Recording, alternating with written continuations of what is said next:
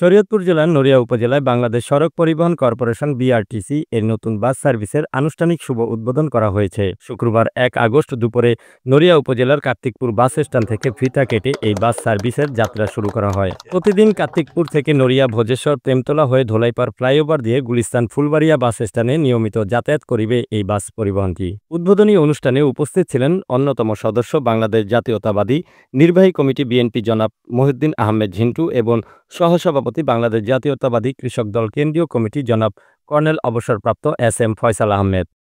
এই কার্তিকপুরের সকল স্তরের ভাইদেরকে আন্তরিক অভিনন্দনবাদ জানাচ্ছি।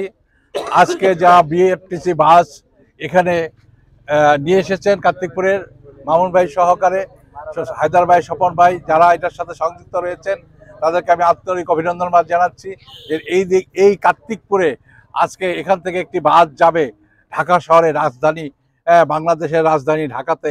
এটা আমাদের জন্য একটি গর্বের ব্যাপার এবং একটি আনন্দের ব্যাপার। বিআরটিসি এই পরিবহনটি আমাদের এখানে বিশেষ করে সাজ্জাদ হোসেন মামুন, তার নেতৃত্বে অন্যান্য যারা আছেন সকলে, সবর মাঝি সহ আমরা যারা আছি এটার সাথে সক্রিয়ভাবে জড়িত থেকে যাতে দেশের মানুষের অন্তত যাতায়াতের সুবিধার জন্য লাঘব হয়, এই জন্য এই ব্যবস্থা করা। এখন সেই বিআরটিসি বাস উদ্বোধন করবেন আমাদের প্রিয় নেতা জনাব মহিউদ্দিন আহমেদ ঝিন্টু ভাই।